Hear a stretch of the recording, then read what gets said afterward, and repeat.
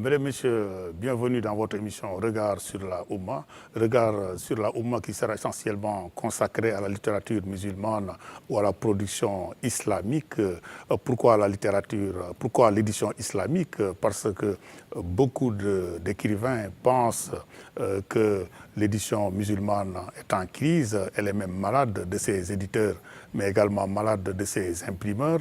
Alors, quelle est la situation réelle de l'édition musulmane dans les pays arabo-islamiques, mais également dans les pays africains et en Europe? Pour parler de ces différentes questions, nous avons avec nous sur ce plateau, à notre droite, M. Wissam Mansour, qui est le directeur général des éditions Al-Buraq. Bienvenue dans cette émission. Merci de nous avoir reçus. Bienvenue à vous aussi. Merci beaucoup. Merci Terengame. Merci. À sa droite, nous avons également le professeur Sambodien, qui est écrivain, mais qui est également auteur de plusieurs productions, dont les productions Rimah de Cheikh Omar Foutiyou Tall. Bienvenue également dans cette émission. Merci, merci M. Ndiaye. Merci. Et nous avons à notre gauche Khalifa Ndiaye. Khalifa Ndiaye, c'est le directeur des éditions Al-Buraq Sénégal. Bienvenue. Bonjour M. Ndiaye, nous sommes ravis d'être au plateau de Regard sur la Oumma, qui est une vitrine de l'islam dans toute la Oumma islamique.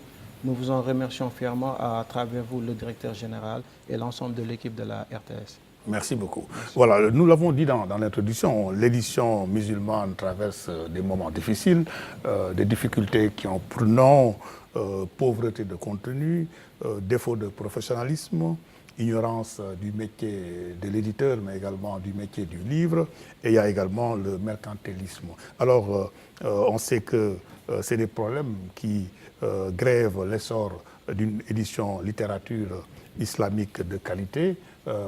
William Mansour, vous êtes responsable des éditions Al-Buraq, et on voudrait d'abord faire l'état des lieux dans l'introduction. Quel est l'état des lieux de l'édition islamique, surtout dans les pays arabes? Alors, on va être très bref, c'est des orientations ou des idées qu'on va évoquer. Voilà. Disons l'historique d'abord. Oui, oui, bien sûr. Alors, un historique très rapide. Déjà, l'édition, comme vous l'avez dit, c'est un monde, d'accord? Moi, je fais partie d'une équipe qui est assez nombreuse et avec un noyau qui est la famille Mansour. Donc, ce sont des éléments physiques et humains essentiels à l'élaboration de cette aventure, à la réalisation de l'aventure éditoriale. Mais ces éléments-là ne suffisent pas. Il faudrait l'implication de plusieurs acteurs. Le lecteur est un acteur important dans ce tableau-là. Le lecteur doit être éduqué à aimer la lecture, parce qu'un éditeur qui publie, le but c'est que ces ouvrages-là qu'il a publiés soient lus. Donc ce passage entre l'éditeur et le lecteur, c'est un maillon de la chaîne, ou peut-être plusieurs maillons de la chaîne, qui sont très importants. On pourra en parler probablement par la suite. Oui, mais nous voudrons, à l'entame de l'émission, revenir sur l'histoire un peu de l'édition musulmane à travers les âges. On sait qu'il y a eu beaucoup d'expériences qui commencent même par le fait de rassembler les livres du Saint-Coran. À travers les âges, il y a également beaucoup d'expériences. On peut revenir sur un peu l'historique de ces expériences-là. C'est vrai que la compilation du Saint-Coran, c'est peut-être un sujet de plusieurs doctorats. Et le tadwin, voilà, c'est l'écriture. Voilà. Là, on pourrait marquer le départ de l'édition islamique avec le tadwin du Mus'haf. D'accord? Avec la compilation, l'écriture, le tadwin, la compilation, tajmi', c'est-à-dire le rassemblement des paroles divines transmises au prophète sallallahu alayhi wa sallam. D'accord? Là, on pourrait, mais je pense qu'il y a beaucoup d'autres spécialistes qui pourraient le dire, mais à mon humble avis, ça peut être le point de départ de l'édition. Voilà. Et puis par la suite, les choses ont pris du volume et de la forme. Il est venu s'y greffer comment dire, Il y a les tafsirs, la sunna du les prophète tafsirs, également. la sunna, les hadiths du prophète sallallahu alayhi wa sallam, avec plusieurs compilateurs, les Bukhari, les Muslim, les Abu Daoud. Shafi'i, Hanbal. Voilà. Puis, à côté de cela, il y a eu aussi les ouvrages scientifiques, qu'on appellerait aujourd'hui les sciences exactes, ou bien la philosophie, ou bien l'histoire, ou bien tous ces domaines et toutes ces matières intellectuelles. Aujourd'hui, de par notre expérience dans notre famille Mansour Al-Bourar, Mais quelle est la période dans l'histoire qui a marqué un peu l'essor de l'édition, avant d'arriver à cette expérience d'Al-Bourar, qui a marqué un peu l'essor de l'édition musulmane à travers les âges? Je crois... Il y a la découverte scientifique, il y a également oui, la période ottomane. C'est un processus qui a pris des siècles, n'est-ce pas? L'expansion de la civilisation musulmane, le mélange et l'échange entre tous les peuples, tout d'abord du bassin... Parce qu'il y a eu les découvertes islamiques également. Oui, oui, du bassin méditerranéen, les Turcs, les Iraniens, les Grecs, les Égyptiens, n'est-ce pas? Monsieur le professeur confirmera ça. Toutes ces civilisations-là avaient déjà une ébauche de sciences exactes, on va dire, donc la physique, la médecine, l'optique, etc. Avec ce qui a permis l'essor de toutes ces sciences et de tous ces savoirs. Ces productions C'est littéraires. la production, merci beaucoup. Et certaines techniques et certaines méthodes de travail. Donc on avait les copistes à une période donnée, mais quand on a vu l'imprimerie se développer, ça a augmenté la capacité de production et donc la possibilité que le savoir arrive à tout le monde et non pas qu'il soit réservé à une élite. Parce que jusqu'au probablement, je dirais, du 18e siècle, le savoir n'était réservé qu'à une élite dans le monde en règle générale. Et puis avec l'avènement de cette innovation, de cette trouvaille qui est l'imprimerie, ça a permis de dupliquer très rapidement et faire du volume et du nombre de livres qui étaient mis à la disposition d'un plus grand nombre de personnes qui avaient accès au savoir. Maintenant, Voilà, professeur Dieng, vous avez suivi un peu l'évolution de l'édition musulmane à travers les âges, mais quelle est la période qui a marqué vraiment l'édition islamique, arabo-islamique? Je vais vous répondre de façon très décisive. Mais avant cela, il faut revenir sur la compilation du Coran et dire que celle-ci ne se faisait pas dans un but éditorial. Attention, il fallait sauver simplement ce Coran qui disparaissait, et avec une écriture rudimentaire. Le Coran que nous avons actuellement est très largement, il faut attendre une centaine d'années pour avoir toutes ces écritures que nous avons. Maintenant, quant aux périodes de l'âge d'or, il faudra attendre deux choses. D'abord, la découverte du papier qui viendra de Chine et celle de la naissance de l'imprimerie. Donc, c'est les périodes abbassides et la période omeyyade de Cordoue. Ce sont les périodes où vraiment le monde musulman a connu de très grands savants qui ont beaucoup écrit et qu'il y a eu des débuts d'édition. Maintenant, évidemment, le tout va se développer, mais s'il faut donner un âge d'or, je crois que c'est cette période-là, la période abbasside, avec un grand développement, surtout sous Al-Ma'moun, un grand développement des sciences, des arts, et curieusement, il y a eu un phénomène historique qui s'est produit, sur lequel les historiens de l'islam n'insistent pas beaucoup, c'est la concomitance entre les Abbassides et les Omeyyades. Les Omeyyades étant massacrés, ils sont partis régénérer en Andalousie, et là il y a eu l'émirat de Cordoue, et c'est à partir de là qu'il y aura à la fois, alors que l'Europe était en plein Moyen-Âge, c'est historique, c'est l'islam, c'est l'édition islamique qui devait diffuser le savoir à travers le monde connu à l'époque. Donc c'est cela, me semble-t-il, l'âge d'or de cette civilisation islamique qui va, comme je l'ai dit, encore une fois, éclairer le monde par ce savoir qui n'était pas simplement un savoir islamique, enfin religieux, au sens strict du terme. Je veux dire que il y a aussi les découvertes scientifiques qui ont marqué l'islam, sur les universités de la Sorbonne, de Montpellier, tous ceux-ci sont allés se former à Al-Azhar, tous ceux-ci sont allés se former à Cordoue, par exemple, pour la médecine. Donc, les musulmans ont fait beaucoup de progrès en médecine, en pharmacie, dans tous les domaines, en philosophie naturellement, et avec un œcuménisme extraordinaire. C'est-à-dire que le musulman, le juif, le catholique, tous étaient des frères, dans un cadre unitaire, dans un cadre de fraternité.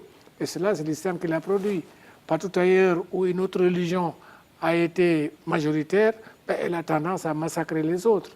Alors qu'en islam, il y a eu, je crois, j'en parlais tout de suite avec M. Mansour, pour dire quelle est la force de l'édition.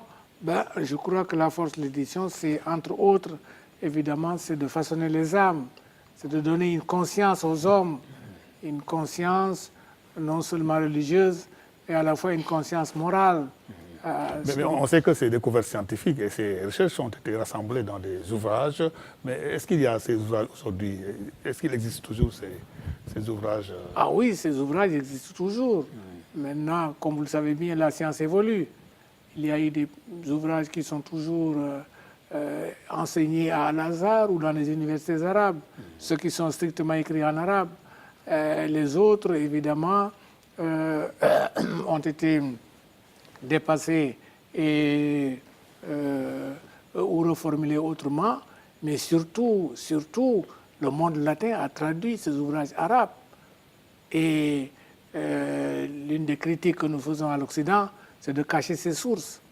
Jamais les Occidentaux n'ont dit telle science nous l'avons eue chez les Arabes. Jamais, au contraire. S'il y a même un arabe qui réussit... On dirait une volonté de cacher, d'effacer ou de cacher le patrimoine islamique. Oui, dès l'instant où un arabe arrive à dominer, ou un africain, on le latinise. Hein? Averroès, par exemple, c'est la forme latine. C'est la forme latine, n'est-ce pas? Donc, il y a cela que les Occidentaux... Mais avec l'introduction de l'islam en Afrique, notamment au Sénégal, on sait qu'il y a également des essais, il y a des écrits, il y a des productions également importantes qui ont marqué cette époque par les fondateurs des confréries. Est-ce qu'on peut revenir également sur cet héritage côté sénégalais? Ah oui, l'Afrique a été... Ce qui a été produit. L'Afrique a illustré l'islam d'une manière générale et le Sénégal en particulier. Pour la petite histoire, Ahmed Baba de Tombouctou dit que les Marocains m'ont pris 1500 ouvrages et j'étais celui qui avait le moins d'ouvrages.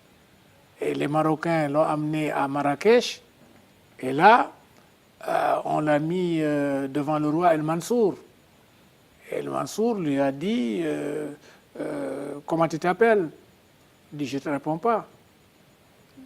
Il dit pourquoi? Il dit que parce que tu n'es plus un musulman. Il dit pourquoi? Parce qu'il était derrière dans un moustiquaire. Il a dit, Dieu a dit dans le Coran, donc comme tu es dans le wara il-hijab, tu te prends pour Dieu. Al-Mansour a dit, mais ce type-là, c'est qui ça? Les gardes ont voulu le brutaliser. Il dit non, laissez-le, ça c'est un savant. Et ils lui ont dit, maintenant, qu'est-ce que tu veux? Il dit, rentrer chez moi. Il dit, non, non, non. Quand on prend un savant prisonnier, on lui donne des petits qu'il doit enseigner ou des grands qu'il doit enseigner. Et dès qu'il va leur donner la science, on va les libérer. Ta libération sera à l'aune de ce que tu vas former. Et à Marrakech et dans toutes les rues du Maroc, vous trouvez toujours des rues Ahmed Baba, Ahmed Baba. Et après, on l'a libéré, il est rentré à Tombouctou. C'est pour vous dire donc qu'il y avait un centre à Tombouctou. Il y avait l'université de Pire, où il y avait des milliers et des milliers de documents qui ont été enfuis, évidemment, pour ne pas tomber dans les mains de la colonisation ou des envahisseurs. Ensuite, il y a eu les fondateurs de confréries. Là, nous avons les rimas de Cheikh Al-Hadji Omar Al-Fouti, qui a beaucoup écrit, le Cheikh Al-Haji Malik Sy, qui a beaucoup écrit, le Cheikh Ahmad Bamba. Ils ont tous écrit des ouvrages, des poèmes avant la venue des Blancs. Et je suis toujours choqué quand je vois nos marabouts sur les cartes d'identité mettre illettrés. Je dis non, ce sont des savants. Les savants, oui. Ah oui. Qui ont marqué même l'époque à l'époque, coloniale par des écrits. Les anciennes cartes d'identité, on mettait illettrés pour les marabouts. Ou alors on mettait cultivateurs. C'était la colonisation. Durant la colonisation. Alors que ce n'est pas des illettrés, au contraire, c'est des savants. Donc c'est pour vous dire, vous avez raison, M. Ndiaye, il y a eu une forte production islamique. La thèse de Amar Samb a cité l'ensemble de ce qu'il appelle les écoles. L'école de Guédé, l'école de Gaïa, l'école de Tivaouane, l'école de Touba, l'école de Saint-Louis, etc., etc. On pourrait citer l'école de Koki, l'école de Koki, surtout qui a écrit une grammaire arabe pour faciliter encore une fois l'écriture de la grammaire. Le Qadi Madjakate Kala qui a écrit un ouvrage sur la métrique, donc le Haroud. Donc tout ceci, c'était de grands savants. Et leurs ouvrages. La famille Hadi Touré également, qui a produit sur l'astronomie voilà, qui non seulement était un grand écrivain, mais était en même temps un savant. Il aurait fait une horloge ou des choses comme ça. Et là, j'ai Amadem de Sokone, qui, encore une fois, a fait une traduction du Coran. Dans laquelle il y a beaucoup de sciences, à la fois sciences ésotériques et sciences exotériques. Et même certains gens ont été ramenés de France au Sénégal. Il y a certains qui commencent quand même à ramener les productions qui ont été emportées par les colonisateurs. Oui, là aussi, il y a effectivement en ce moment un mouvement de revendication de toute l'Afrique, enfin de toute l'Afrique. Je sais qu'il y a le Bénin, il y a le Togo, il y a peut-être d'autres pays qui réclament à la France de leur donner les trésors que ceci avait pris ici, trésors culturels. Mais sur cette question, moi je suis un peu réticent. Enfin, j'ai une position peut-être qui n'est pas celle de tout le monde. Je pense qu'il est bon que ces œuvres reviennent, mais il faut qu'on s'assure quand même qu'il y ait non seulement deux choses ou trois choses. La première, c'est que quand les œuvres reviennent, est-ce qu'elles seront bien conservées comme en Occident? Deuxièmement, est-ce qu'elles seront à la disposition de tout le monde? Parce que si c'est une affaire de famille, les manuscrits, j'ai écrit un article il y a plus d'une dizaine d'années sur les manuscrits, et les manuscrits n'ont pas été édités pour la plupart parce qu'ils sont fétichisés. Les gens prennent les manuscrits pour des reliques.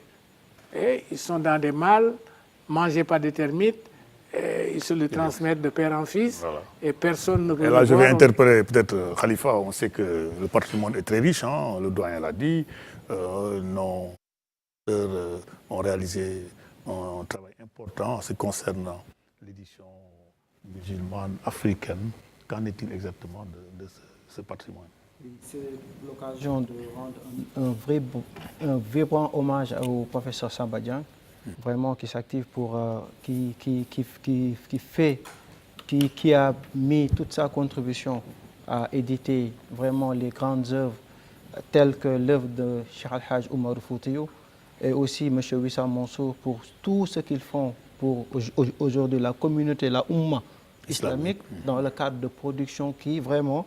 Parce que lorsque l'on part un peu dans l'histoire, lorsqu'on étudie la grammaire historique, on nous dit que la notion de réflexion analogique, c'est une tentative de correction des erreurs des copistes. Donc, c'est une chaîne de transmission, comme disait M. Mansour, au temps de Cheikh Al-Haj Malik, Cheikh Al-Haj Oumar, des œuvres comme Al-Muwatta, des œuvres comme Ibris de Abdul Aziz Dabbar. Cheikh Al-Haj Malik, par exemple, faisait des kilomètres pour aller copier un livre. Donc, il pouvait y avoir des erreurs dans la copie et même des erreurs dans l'interprétation. Je peux même donner l'exemple de Khilas Zahab fi Sirati Khayr al-Arab. Qu'est-ce qui a amené Cheikh Al-Haj Malik à écrire la biographie du prophète? Parce qu'on lui avait remis un livre qui a été copié. Et que dans ce livre, on relatait l'histoire du prophète pour dire que le prophète avait 2 moutons dans sa maison. Et Charles Hadj Malik, en regardant cette erreur d'imprimerie, a dit que ce livre s'est trompé. Le prophète Mohammed sallallahu alayhi wa sallam n'avait qu'un seul mouton qui avait 2 noms. Il fallait corriger. Donc, il fallait corriger. Donc, vu donc sa responsabilité intellectuelle, il s'est dit donc, je ne vais pas regarder, je vais écrire. Donc, tous ces écrits actuellement, dans les tournées qu'on a faites dans le cadre de Al-Bouraq avec les comités scientifiques, c'est l'occasion vraiment de remercier et de féliciter le ministre de la Culture, M. Abdoulatif Coulibaly, qui vient avec vraiment pour accompagner les familles religieuses pour pouvoir rééditer toutes les grandes œuvres. Même pour la reconstitution de Pour la leur reconstitution. stock, Le professeur l'a dit, nous avons fait des tournées, nous avons vu des manuscrits qui n'avaient aucune conservation, qui étaient complètement détruits. D'autres sont plastifiés. Mais vous avez parlé de Rimah pour Cheikh Omar Foutiyou Tall. C'est quoi? C'est une série ou c'est un ouvrage? Donc, dans le Rimah, je pense que le professeur, Inch'Allah, viendra dessus parce qu'il est même dans la traduction totale de Rimah. Donc, c'est un essai scientifique qu'il a fait de Rimah dont nous lui rendons un vibrant hommage. Donc, dans ce sens que, actuellement, il faut que, Inch'Allah Ta'ala, qu'on puisse donner à l'édition, qui est aujourd'hui la seule transmission du savoir, pour dire que l'édition islamique a révolutionné l'islam. C'est la plus grande révolution au monde. Je pense que Wissam Mansour... Mais malheureusement, dans le temps qui a connu des difficultés, est-ce qu'on peut revenir sur les difficultés qui ont un peu marqué cet essor dont il parle, hein? Ça a atteint un niveau important, mais à un moment, il y a eu beaucoup de problèmes. Oui, ça c'est le cycle de toute civilisation. Vous voyez, il y a l'apogée et puis la chute.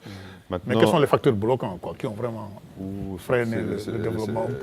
C'est une civilisation qui s'effondre, je ne sais pas moi, une guerre, et puis c'est pas lié invasion. Aux doctrines, aux différentes écoles, mais également aux problèmes politiques, etc. Probablement. Alors, dans l'histoire, il faudrait peut-être un professeur d'histoire qui est nous avons le professeur pour parler de tout ça. Oui. Maintenant, ce dont nous souffrons aujourd'hui,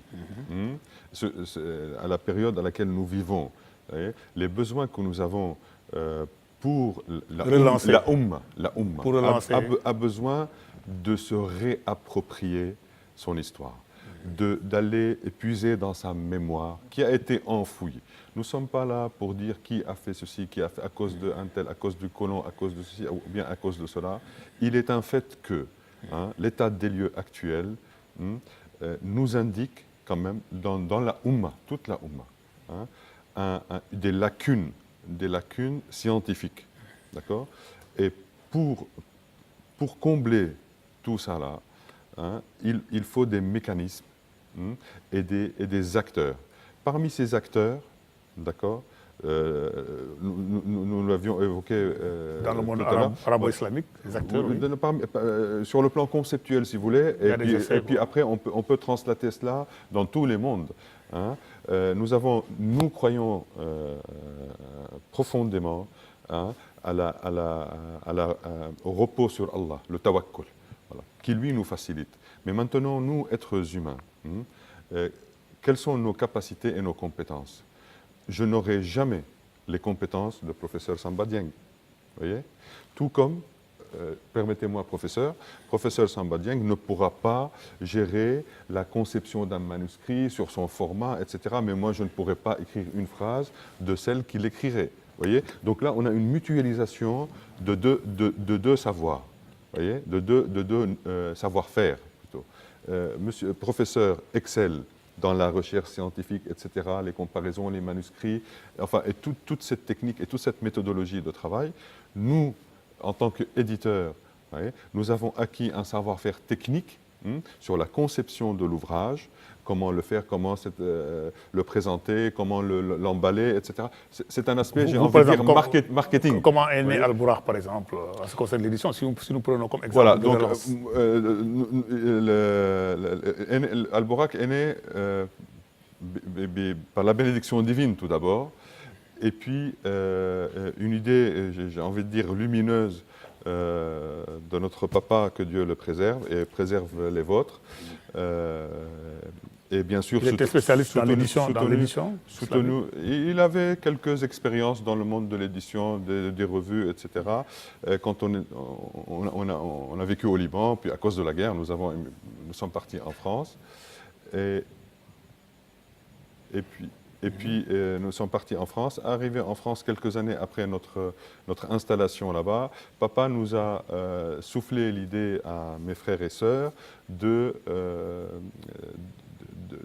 d'entreprendre cette aventure, parce que c'est une aventure, l'édition.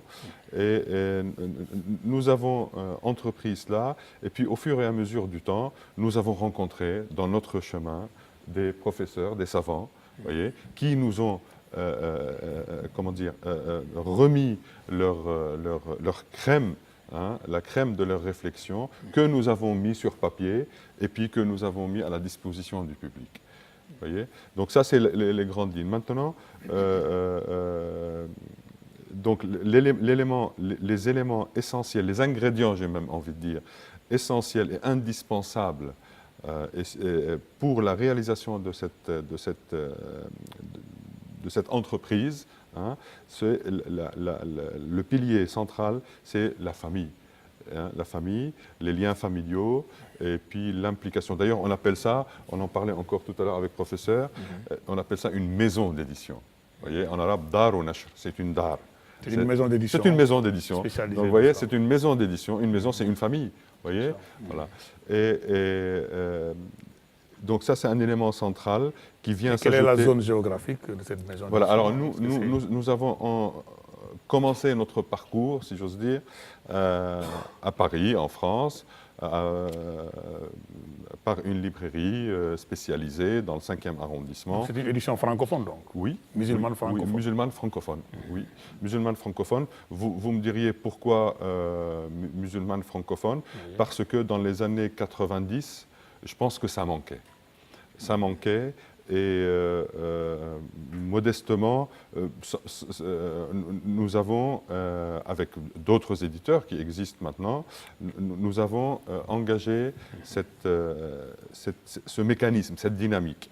Nous sommes aujourd'hui à quelque chose comme 600 ou 700 titres à notre catalogue, plus d'autres partenaires. Comme on l'a évoqué à l'instant,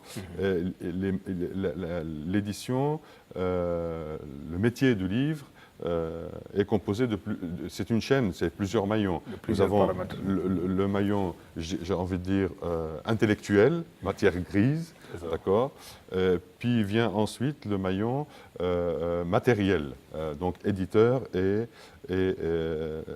les maillons éditeurs, distributeurs, donc la personne qui assure le lien entre l'éditeur et le lecteur, plutôt le libraire, puis le lecteur. Donc il y a plusieurs acteurs dans cette chaîne-là et chacun a un rôle à jouer. Et nous avons, avec une trentaine d'années d'expérience, des hauts, des bas, vous savez, c'est un itinéraire. Est-ce qu'il y a la matière, il y a la demande en quelque sorte? Voilà, donc vous voyez, en fait là on est dans un ensemble. Parce qu'il y a un problème de pauvreté de contenu, hein, souvent on constate dans les écrits.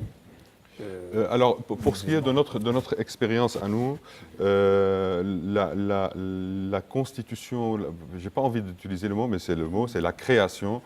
La création d'une maison d'édition exige des préalables et une certaine méthodologie. Donc nous avons plusieurs collections. Chaque collection a son identité. Donc nous avons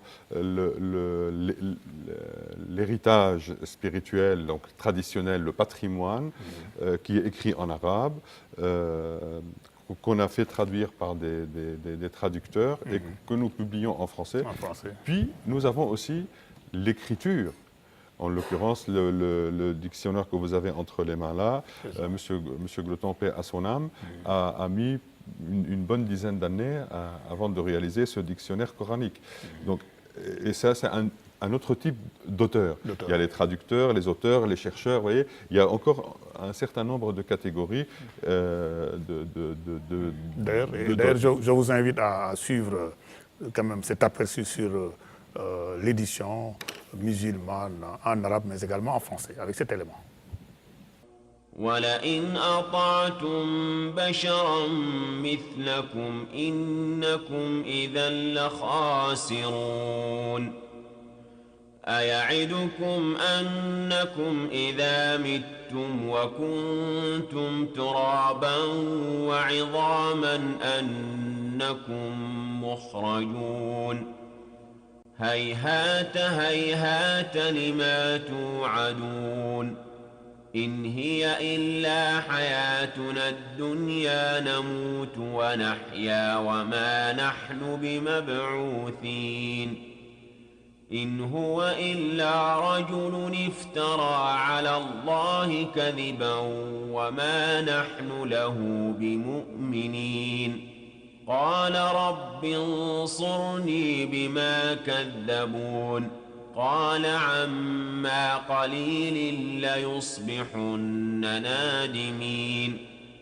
Donc, professeur Sambadien, on a suivi un peu cette production, cette édition musulmane, francophone mais également arabe. Mais qu'en est-il de l'édition au Sénégal? Il a parlé de Rima, mais c'est quoi les Rima?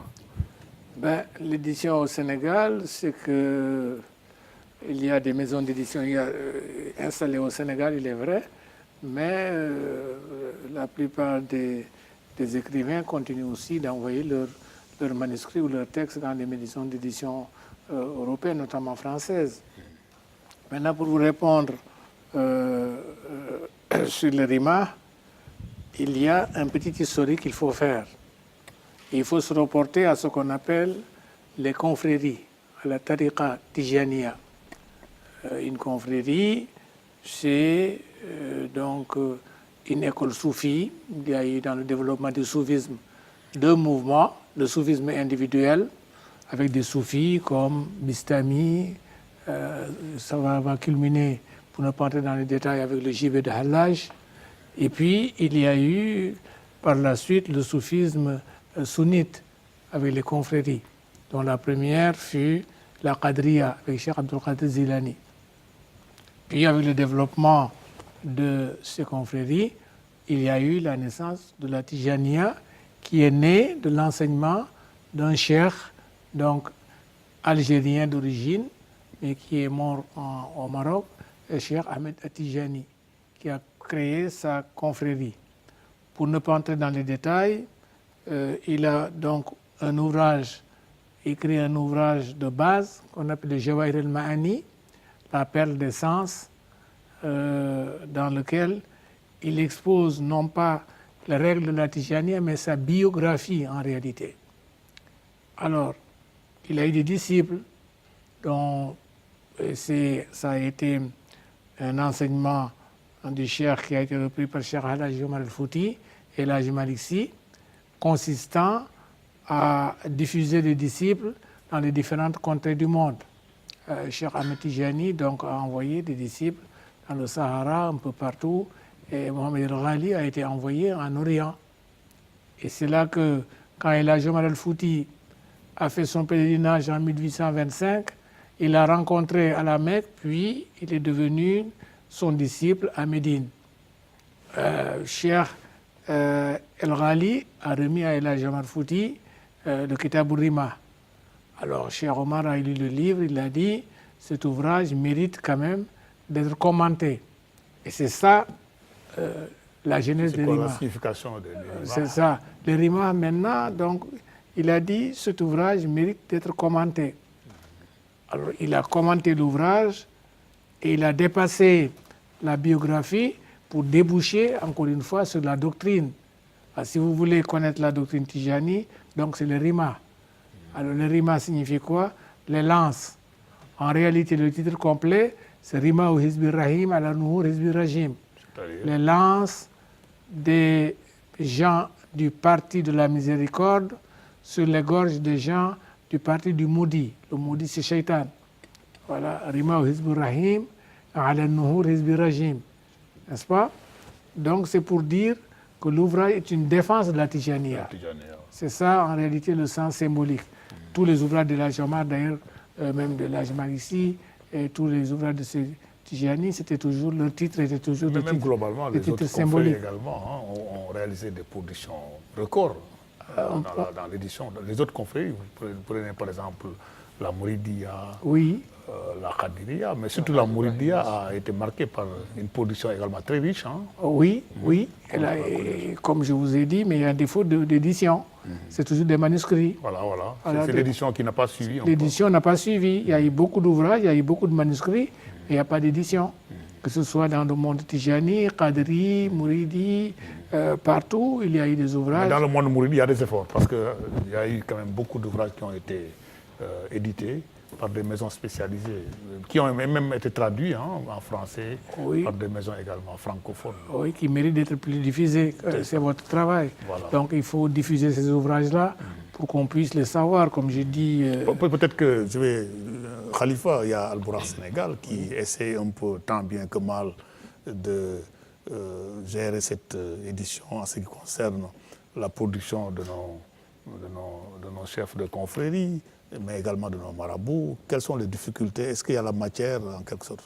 Oui, donc c'est l'occasion, M. Youga, de rendre un vibrant hommage au défunt Khalif Serigne Abdou Aziz Al Amin, grâce à qui Al-Bouraq est venu au Sénégal en tant que première maison d'édition musulmane. C'est une maison francophone. Oui, et aussi pour toute sa production intellectuelle afin d'accompagner l'ensemble des familles religieuses. Donc il nous avait dit que ce Al-Bouraq ne doit pas être pour une famille ou pour une communauté. Une confrérie. Ouvrez-vous à tout le monde. Toutes les confréries. Donc nous avons fait une tournée à l'ensemble des confréries, comme vous avez dit, à Kaolack, Cheikh Al-Hajj Baye Ibrahim Niass. Il y a une production immense dont seule une vingtaine a été éditée.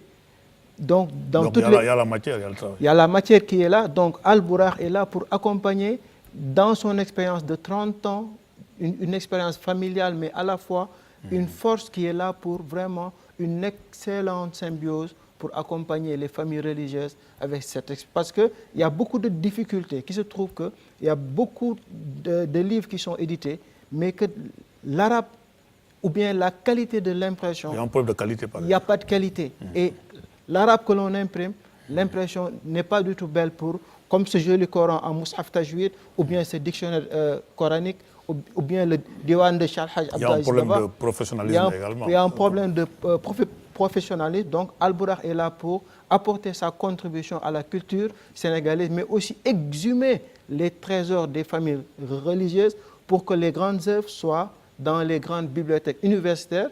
Lorsque j'étais à l'université Cheikh Anta Diop, on m'a dit qu'il y a des Américains qui étaient venus pour demander des ouvrages des familles religieuses. On n'en trouve aucune œuvre.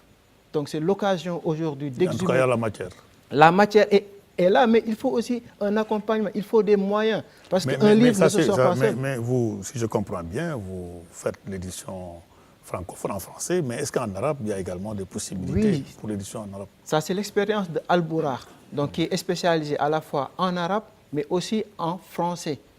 C'est bilingue. Donc c'est bilingue. Il y a un équilibre qui est là. Donc le Sénégal, 70% des Sénégalais s'expriment en arabe.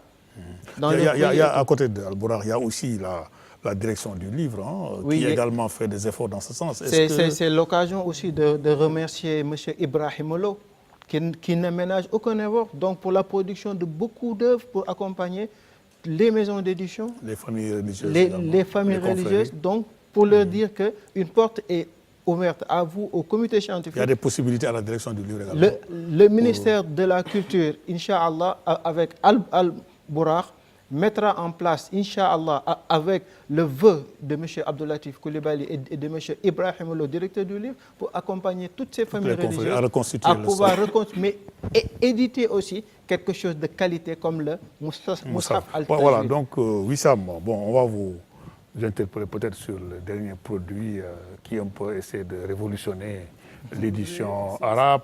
Oui, doyen, avant. Permettez insister sur un point que Khalifa a effleuré. C'est l'édition. Attention, il ne faut pas croire que tout ce qui a été écrit en arabe est éditable, si l'on peut dire. Non. Là aussi, je crois que les maisons d'édition et puis On ça des- n'a on des pas critères. beaucoup- ont des critères, ont des objectifs, ont des lecteurs, etc., ont une ligne éditoriale. Sinon, ben, vous serez inondé par des manuscrits, chacun dira pourquoi pas. Ce n'est pas une question de famille religieuse, non, c'est une question de qualité. De qualité. Qualité de l'arabe, qualité du français. Sinon, si on veut éditer tout, ou en disant que chaque famille devra présenter des manuscrits, ben, on va éditer des choses qui, comme je l'ai dit. Parce que même souvent, on dit qu'il y a des maisons d'édition qui refusent des livres arabo-islamiques. Peut-être c'est peut-être parce qu'il n'y a pas de qualité. Évidemment, il y a des choses peut-être qu'on ne peut pas tout dire sur un plateau de télévision, mais en réalité, C'est le il y a motif, eu c'est la pas mal qualité. de- Dites-le, professeur. Le Non, contenu. non, parce qu'il y a eu pas mal de gens qui ont fait des discriminations en disant que oui, nous avons donné au gouvernement nos manuscrits Ça qui n'a n'ont pas pas été- été édités, etc., etc. Mais dès qu'on a amené ces manuscrits, en réalité, Est-ce qu'il y avait une valeur scientifique? malgré tout le respect qu'on doit à nos anciens, à nos pères, etc., qui ont fait des efforts extraordinaires au moment d'ignorance totale, qui ont écrit des ouvrages, mais c'était de la compilation. On ne peut pas éditer de la compilation. Tel a dit, tel a dit, tel a dit. Qala Allahu, qala Allahu, qala Allahu, qala Rasulullah, qala Rasulullah, qala Rasulullah. Sans réflexion, sans rien du tout.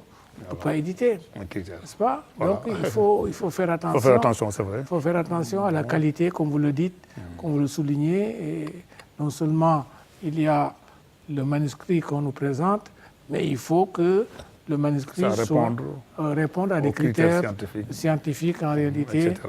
Et la plupart du temps, je crois que certains manuscrits, hélas, malgré la bonne volonté de leur écrivain, elles ne répondent pas à ces qualités-là. Ces qualités-là, voilà. Oui. Wissam, peut-être un dernier mot sur un produit Je vous en prie. qui fait parler de lui. C'est peut-être le Coran Al-Tajwid. En quoi consiste le Coran Tajwid?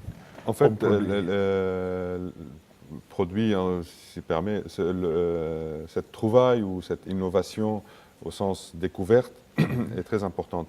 Et c'est un point de chute qui vient compléter, si vous voulez, ou qui vient se mettre dans notre parcours de Salb Al-Borak. Al-Borak Sénégal est venu parce que nous avons eu des collaborateurs et nous avons, nous, en tant qu'éditeurs, vu qu'il y avait matière à participer. Ah oui, surtout la mémorisation du Saint-Coran, Voilà, les daras, participer, voilà. il y en a tellement. Là. Donc, on a évoqué cela au début de l'émission, la question de la compilation et de l'écriture du Mus'haf. Au tout début de l'histoire, l'écriture arabe, on n'avait que des formes cursives calligraphiques, sans ponctuation ni vocalisation. C'est-à-dire nous n'avions ni harakat, ni fatha, ni damma, d'accord, et non plus des ponctuations sur les lettres. Ça, c'est au début. Et puis, avec l'évolution et le développement de la civilisation, à des périodes, bon, on ne va pas faire un cours d'histoire, mais à des périodes de l'histoire, cette écriture, cette calligraphie a évolué. On a commencé par ajouter la vocalisation. Donc, nous avions un ha avec une fatha, ça fait ha, vous voyez, avec un dhamma, ça fait hu, etc. Puis, l'étape d'après était la ponctuation des lettres. Appliquer un point à une lettre pour différencier le ha du jim. Donc, voilà, un nuqat. Donc, le ha s'écrit comme ceci. Et puis le jim aussi, dans la phrase, s'écrivait exactement le pareil. point en bas jim, le point Voilà, en haut donc ha. nous avons ponctué à l'époque pour distinguer le ha du jim. Mais l'enseignement divin, la directive divine est de tartil le Coran, c'est-à-dire il y a une méthode, ce qu'on appelle le tajwid. Donc la façon de psalmodier ou bien de réciter le Coran, il y a une technique, si j'ose dire, une façon particulière de prononciation et d'élocution. Voilà. Donc il y a certaines lettres qui méritent d'être prolongées, d'autres rendues muettes, d'autres à moitié prononcées, etc. Donc, et chaque lettre Donc ce sont des règles que les professeurs des écoles coraniques enseignent à leurs élèves, des règles de tajwid, de récitation du Saint-Coran. Conformément aux règles. En tout cas, Exactement. Ah oui, oui, oui. Ah oui, oui. Ce sont des règles bien rigoureuses. C'est très mathématique, même, j'ai envie de dire. C'est des règles auxquelles il faut répondre pour réciter. Pourquoi on dit alif, lam, mim? On prolonge le lam et on prolonge le mim, parce que ceci répond à une exigence de récitation. Et monsieur l'ingénieur Dr Subhi Taha, le fondateur de cette maison et l'inventeur de cette technique, a eu l'idée lumineuse de colorer, de créer des codes de couleurs pour chaque lettre qui répond à ces règles-là. Donc, telle couleur signifie une prolongation, telle autre, c'est rendre la lettre muette. Et c'est pour cela que nous avons ici, comme vous le voyez, des colorations. Voyez, Wansuru, voyez, le alif ne se prononce pas, il est en grisé. Il y a des couleurs. Vous voyez, voilà. Donc chaque couleur, en fait, c'est un code. Voyez, là, par exemple, un mad, c'est une prolongation de 6 voyelles, etc. La runna, on prononce à peine. Il y a voilà. aussi La qalqala, l'emphase dont nous parlions tout à l'heure. Oui. Et là encore, nous avons ça avec la transcription phonétique du texte arabe, c'est-à-dire que la personne qui ne sait pas les caractères arabes peut s'appuyer sur les caractères latins. Qala, vous voyez, c'est un Q avec un A long, un L et un autre A, qui est la transcription latine du qala.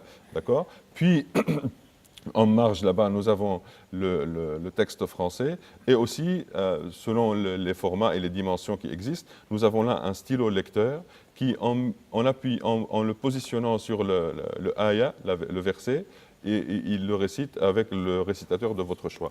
Donc cette technique-là, avec le récitateur, peut en très peu de temps, et avec très peu d'exercice, vous rendre un bon récitateur de Coran. C'est ça, voilà. Voilà, donc nous sommes, voilà. Et ça facilite également l'apprentissage du Saint-Coran. Exactement. Et sa mémorisation. Exactement, c'est le but. Alors, bon, bah, ça n'enlève pas le rôle du maître. Le caractère. Et du maître. Bien sûr, le maître est toujours là, et doit être là. C'est le maître du jeu également. Comment ? C'est lui le maître du jeu. C'est ça. Voilà. Donc le maître, et puis les élèves travaillent avec ça de façon très facile. Voilà. Merci beaucoup, Wissam Mansour. Voilà, mesdames et messieurs, qui met fin à cette émission Regard sur la Oumma. Et nous avons reçu sur ce plateau M. Wissam, qui est le directeur général des éditions Al-Buraq, mais également le professeur Sambadien, et Khalifa Ndiaye, qui est responsable de Al-Buraq Sénégal. Mesdames et messieurs, merci d'avoir suivi cette émission Regard sur la Oumma consacrée à l'édition musulmane. Merci et à la prochaine.